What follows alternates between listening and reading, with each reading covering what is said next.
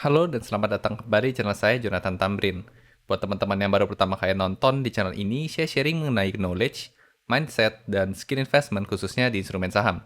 Jadi buat teman-teman investor, boleh banget nih diklik tombol subscribe dan nyalakan lonceng notifikasinya biar nggak ketinggalan update-update video berikutnya. Seperti yang kita ketahui, pada tanggal 13 Desember kemarin, pemerintah mengambil keputusan untuk menaikkan kembali cukai rokok sebesar 12%. Tentunya pengambilan keputusan ini memberikan dampak negatif langsung pada kinerja keuangan emiten rokok.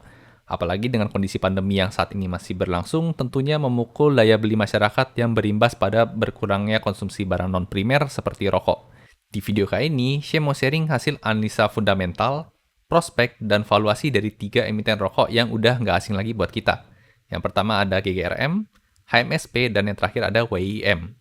Nah, di tengah banyaknya katalis negatif di industri rokok saat ini, apakah membuat valuasi saham yang menjadi menarik, atau malah kita perlu jauh-jauh dulu nih dari sektor rokok saat ini? Yuk langsung kita lihat aja pembahasannya.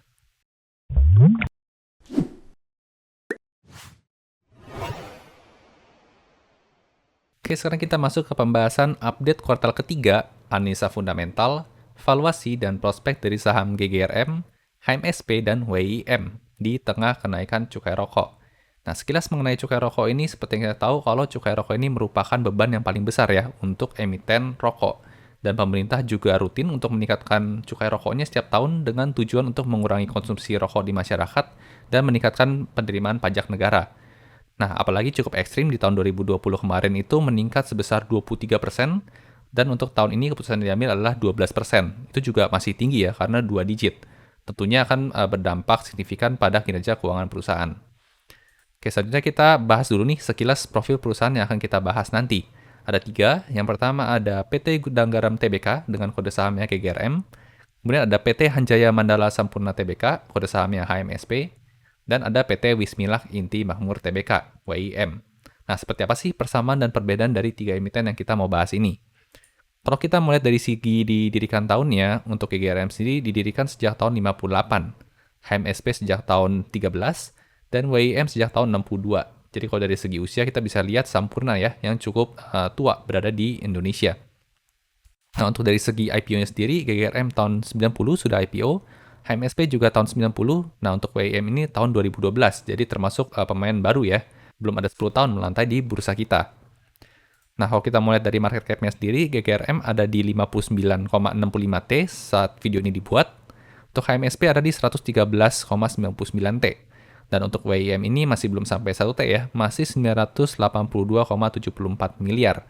Jadi dari segi besarnya perusahaan, market cap-nya saat ini adalah HMSP yang paling gede dan cukup signifikan ya, hampir 2 kalinya GGRM.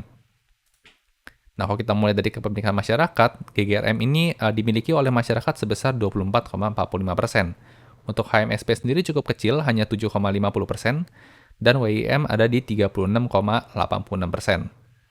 Nah, selanjutnya terkait beban cukai, di sini kita bisa lihat nih, kalau ternyata GGRM, porsi beban cukainya itu mencapai 82,33% dari total beban perusahaan. Jadi besar sekali ya memang ya porsi beban cukai ini di emiten rokok. Dan untuk HMSP juga kondisi kuartal 3, porsi beban cukainya mencapai 67,97% dari total beban. Lalu untuk Wismilak sendiri, porsi bebannya mencapai 70,02%. Nah, ini bisa kita bayangkan ya, kalau setiap tahun pemerintah naikkan terus beban cukainya, maka akan menggerus keuntungan perusahaan.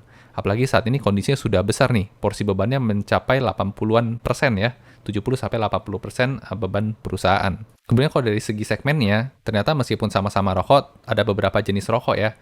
Nah, untuk Gudang Garam sendiri, segmen sigaret kretek mesin itu menyumbang 91,85% dari total revenue. Kemudian untuk 2 terbesarnya ada sigaret kretek tangan, yaitu mencapai 6,86%. Jadi kalau di total memang Gudang Garam ini fokusnya di sigaret kretek mesin dan sigaret kretek tangan ya. Sudah mencapai 98%-an revenue disumbang oleh 2 segmen ini. Lalu kemudian untuk HMSP sendiri juga mirip ya, segmen-segmennya ada sigaret kretek mesin dan sigaret kretek tangan. Cuma memang persentasenya untuk sigaret kretek mesinnya lebih kecil nih dibanding GGRM, hanya 66,40%. Dan sigaret kretek tangannya lebih besar, mencapai 22,68%.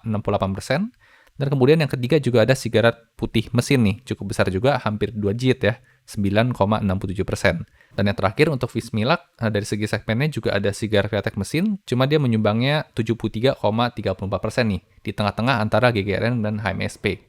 Lalu kemudian untuk sigaret tangannya hanya 17,11%. Oke, jadi inilah sekilas 3 profil perusahaan yang kita bahas di video kali ini. Nah, saja kita masuk ke bagian revenue. Di sini saya tampilkan bagian pergerakan revenue untuk 4 tahun terakhir. Sekilas bisa kita lihat kalau Wismilak ini ternyata dari segi skala usaha itu masih kalah jauh ya dibanding GGRM dan HSP. Kalau kita mau lihat datanya, CAGR 4 tahun terakhir dan growth banding tahun lalunya, ternyata Wismilak nih yang punya peningkatan revenue paling tinggi dengan CAGR 21,86% selama 4 tahun terakhir. Dan kalau kita bandingkan dengan tahun lalunya aja, ternyata Wismilak juga nih yang punya peningkatan growth revenue paling tinggi, yaitu mencapai 27,55%. Nah, kenapa sih kok growth Bismillah ini bisa meningkat secara signifikan dibanding dua emiten lainnya? Satu hal yang saya temukan untuk GGRM dan HSP memang sudah termasuk golongan perusahaan yang mature ya. Jadi memang growth-nya nggak bisa sekencang yang masih sifatnya growth stock. Dan kemudian dari segi produk penjualan itu juga katanya lebih murah produknya Bismillah dibanding rokok-rokok dari GGRM dan HSP. Dan seperti yang kita tahu juga di tahun 2020 itu ada pandemi ya, hingga saat ini juga di tahun 2021 masih berjalan, tentunya memukul daya beli masyarakat yang akhirnya konsumen itu beralih dari rokok yang lebih mahal ke rokok yang lebih murah. Jadi itulah yang menjadi alasan kenapa WIM ini bisa meningkat growth-nya secara signifikan di tahun 2020 dan tahun 2021. Nah ini dari segi revenue, kita coba lihat masuk dari net profit-nya nih. Nah untuk net profit-nya juga kita bisa lihat ya, untuk Wismilak jauh di bawah HMSP dan GGRM. Dan kalau kita muat angkanya selama 4 tahun terakhir dan growth last year-nya, ternyata WIM juga nih yang punya peningkatan net profit paling tinggi dengan CAGR-nya 41,61%. Nah, tapi kalau kita mau bandingkan dengan tahun lalunya, ini angkanya pada minus-minus ya. Jadi memang ada penurunan net profit dari tahun 2020 ke tahun 2021. Namun kalau kita mau bandingkan, tetap ternyata ada HMSP nih yang growth net profit-nya paling tinggi ya. Minusnya nggak terlalu dalam ya maksudnya. Jadi hanya minus 13,70% dibandingkan GGRM nih sampai minus 27,92% untuk net profit-nya. Nah, bagaimana dengan gross profit margin-nya? Nah, ini saya sudah tampilkan bagannya, dan kita bisa lihat ya, tahun 2020 ke tahun 2021 itu cukup menurun secara signifikan. Kita bisa tahu juga lewat berita ada peningkatan cukai rokok yang cukup signifikan ya di tahun 2020 keputusannya sampai 23%, maka drop-nya ini cukup jauh nih di tahun 2021-nya. Nah, sekilas kalau kita bandingkan, yang paling tinggi masih ada di Wismilak ya. GPM-nya mencapai 24,36% dibanding dua emiten lainnya. Nah, selanjutnya bagaimana dengan operating profit margin-nya? Nah, kalau kita mau bandingkan di tiga emiten ini, ternyata yang paling tinggi adalah di HMSP nih, mencapai 9,18% operating profit margin-nya. Dari segi net profit margin-nya sendiri, kalau kita mau bandingkan juga masih HMSP yang paling tinggi ya, ada di 7,66 net profit margin-nya. Nah, selanjutnya dari segi return on equity, kita mau bandingkan, juga ternyata masih HMSP yang paling tinggi ya, 27,03% return on equity-nya. Dibanding dua emiten lain ini masih 11%-an dan 9%-an. Itu jauh lebih unggul si HMSP ini. Nah, ini dari segi profitabilitas. Bagaimana dengan kesehatan neracanya? Nah, seperti kita tahu, neraca itu ada 3 ya. Ada aset, liabilitas, dan ekuitas. Pertama kita lihat dulu dari segi asetnya. Nah, ini bagannya. Dan kalau kita muat angkanya, ternyata selama 4 tahun terakhir, CAGR yang paling tinggi adalah WIM nih. Peningkatannya mencapai 11,40%. Dan kalau kita membandingkan dengan tahun lalunya aja, juga WIM yang punya peningkatan growth aset paling tinggi, yaitu mencapai 7,52%. Tapi tentunya, baik lagi kita perlu kritis ya, aset ini kan ada ekuitas dan liabilitas. Kira-kira growth yang tinggi ini apakah didukung oleh peningkatan hutang yang tinggi, apakah ekuitasnya? Nah, kita lanjut ke bagian liabilitasnya. Kalau kita mau coba bandingkan, ternyata untuk peningkatan yang paling rendah ya, hutangnya itu bagus di GGRM. Karena dia paling rendah ya, hanya CAGR-nya 2,13% selama 4 tahun terakhir. Dan kalau kita membandingkan dengan tahun lalunya aja, itu HMSP yang paling rendah growth liabilitasnya. Hanya 10,40%. Nah, bisa kita lihat ya, untuk Wismilak ini cukup gede nih, 20-an persen nih, 25%, dan untuk growth versus last year-nya ada di 14%. Jadi bisa dijelaskan kalau peningkatan asetnya itu didukung oleh peningkatan hutang yang lebih banyak untuk WIM. Jadi agak perlu jadi catatan ya. Nah, bagaimana dengan ekuitasnya? Untuk ekuitasnya sendiri, bisa kita lihat angka growth-nya 4 tahun terakhir yang paling bagus adalah GGRM nih, mencapai 8,55%. Dan kalau kita bandingkan dengan tahun lalu, ternyata Wismilak ya, yang paling tinggi, yaitu 5,04%. Sedangkan untuk dua emiten yang lain, itu mencatatkan angka negatif untuk ekuitasnya.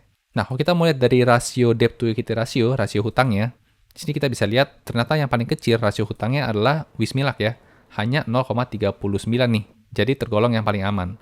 Meskipun begitu, kita bisa lihat GGRM dan HSP juga angkanya masih di bawah 1 sih. Jadi tergolong aman juga dari segi rasio hutangnya. Nah, itu tadi kesehatan neracanya. Sekarang kita mau lihat dari kesehatan cash flow-nya. Nah, cash flow itu ada 3. Kita pertama bahas yang cash flow from operation dulu ya. Nah, kalau kita mulai dari segi cash flow from operation-nya, ini kita bisa lihat dominan angkanya positif ya. Yang berarti bagus nih. Berarti lebih banyak uang masuk dibanding uang keluar di tahun itu. Berarti itu 3 emiten ini tergolong bagus untuk cash flow from operation-nya. Nah, bagaimana dengan cash flow from investment-nya? Di sini juga dominan negatif, meskipun untuk HMSP sempat ada positif ya di tahun 2018 dan tahun 2021. Tapi memang dominan negatif yang berarti bagus ya, karena lebih banyak ekspansi artinya, kalau angkanya negatif. Nah, yang terakhir ada cash flow from financing. Nah, sini kita bisa lihat angkanya negatif semua ya. Untuk WIM sempat positif nih tahun 2019, namun sisanya udah negatif. Nah, ini juga pertanda yang baik, karena artinya lebih banyak lunasin hutang dibanding nambahin hutang di tahun itu. Nah, selanjutnya bagaimana dengan valuasinya? Harga saat ini apakah tergolong murah, wajar, atau udah kemahalan? Nah, kita masuk ke rasio valuasi yang paling umum ya. Ada yang pertama price to book value atau PBV. Ini adalah pergerakan PBV-nya selama 5 tahun terakhir. Nah, bisa kita lihat untuk HMSP dropnya cukup signifikan ya. Sempat dari 16, sekarang saat ini hanya dihargai 4,16 PBV-nya. Dan kalau kita coba bandingkan, ternyata yang paling murah ada di WIM nih. PBV-nya ada di 0,79. Nah, kemudian valuasi kedua, rasionya kita menggunakan PE ratio atau PER ya, price to earning ratio. Nah, selama 4 tahun terakhir, pergerakannya adalah seperti ini. Dan bisa kita katakan dari 3 emiten ini, yang paling murah dari segi rasio price to earning ratio adalah WIM juga nih. Ada di 6,77. Nah, selanjutnya kita masuk ke bagian yang paling menarik, yaitu histori pergerakan harga saham. Nah, di sini saya tampilkan pergerakan harga saham 3 emiten yang kita bahas selama 5 tahun terakhir. Nah, di sini ada yang menarik ya. Untuk Gudang Garam dan Sampurna, itu trennya selama 5 tahun terakhir menurun secara signifikan ya, downtrend kuat. Tapi untuk Wismilak, itu di 5 tahun terakhir malah hijau ya, hijau sendiri dibanding 2 emiten lainnya. Nah, di sini saya mau coba menghitung nilai intrinsik dari 3 emiten ini ya. Apakah harga saat ini sudah murah, wajar, atau udah kemahalan? Untuk perhitungan nilai intrinsiknya, saya coba pakai relative valuation ya. Jadi saya bandingin PER dan PBV-nya dari 3 emiten rokok ini. Karena ini kan sama-sama di sektor rokok, jadi bisa kita bandingkan secara langsung. Nah, kalau kita bandingkan dari segi PBV-nya, dari 3 emiten ini secara average PBV itu ada di 1,99. Ya, ini current PBV saat ini. Dan kalau current PBV-nya ini balik ke average PBV, maka untuk GGRM ada potensi gain sebesar 93%, HMSP ada minus 0,52%, dan untuk Wismilak kalau balik ke average PBV ada di 152% nih peningkatannya. Nah, yang berarti untuk intrinsic value dari segi GGRM ada di 59 ribuan, HMSP itu ternyata cuma di 469 rupiah, dan untuk Wismilak ada di 1100-an. Itu kalau dari segi PBV. Kalau dari segi PER-nya juga saya coba bandingkan ya. Ini current PE ratio, dan kalau kita cari rata-ratanya ada di angka 11 ya. Dan ada potensi gain untuk GGRM 2%, HMSP minus nih 29%, dan Wismilak 62%. Dengan nilai intrinsic value-nya di 31 ribuan untuk GGRM, HMSP di 700-an, dan Wismilak di 760-an. Nah, tentunya nggak adil kalau kita cuma hitung cuannya aja, kita juga mau coba hitung potensi maksimal risikonya ya. Ini saya bandingkan di 5 tahun terakhir, data angka terendahnya itu di mana sih? Nah, untuk GGRM selama 5 tahun terakhir, all-time low-nya ada di 30.300. Ya, berarti dengan harga saat ini turun ke 30.300, ada resiko minus 2%. Untuk HMSP sendiri terendahnya di 950, berarti ada resiko minus 3%, dan Wismilak sendiri ada di angkanya Rp77, berarti ada potensi resiko minus 83% nih. Cuma perlu kita perhatikan kembali ya, untuk GGRM dan HMSP khususnya, angka 5-time all-time low ini itu belum lama ya, karena downtrend kuat, jadi memang belum lama menyentuh harga ini. Jadi masih ada kemungkinan turun kembali, ataupun naik juga, saya nggak tahu gitu ya. Tapi kembali lagi ke risetnya teman-teman. Nah, selanjutnya kita masuk ke prospek industri rokok. Ini ada beberapa prospek yang saya temukan di industri rokok. Yang pertama, kenaikan cukai rokok double digit itu meningkatkan beban produksi rokok. Tentunya ini prospek yang negatif ya buat industri rokok. Kemudian selanjutnya, kenaikan beban produksi akan meningkatkan harga jual tentunya. Ini juga katalis yang negatif buat industri rokok. Kemudian meningkatnya harga jual ecer menurunkan permintaan dari konsumen. Ini juga katalis negatif ya. Lalu kemudian konsumen juga akan beralih nih mengkonsumsi rokok dengan harga yang lebih murah dibanding kompetisinya. Nah, ini juga jadi katalis negatif khususnya untuk emiten GGRM dan HMSP ya. Nah, untuk Vismilak karena memang dari segi harganya lebih murah juga, berarti ini bisa jadi katalis positif untuk Vismilak. Dan yang terakhir, pandemi COVID-19 yang masih berlangsung juga menurunkan daya beli masyarakat. Ini juga katalis negatifnya. Jadi memang dari segi prospek saya masih belum menemukan adanya prospek positif dari industri rokok ini. Dan jeleknya kalau prospeknya masih belum ada yang positif, itu biasa naiknya lambat. Atau bahkan dari segi harga bisa turun lagi lebih dalam, seperti itu. Nah, kemudian yang terakhir kita masuk ke bagian kesimpulan dari saya. Yang pertama, belum ada prospek positif nih yang mampu mendorong industri rokok secara makro. Ya, seperti yang tadi saya jelaskan, juga prospeknya kita ketemu negatif mulu. Jadi memang masih belum ada katalis positif yang bisa dongkrak kinerja keuangan maupun saham dari emiten rokok.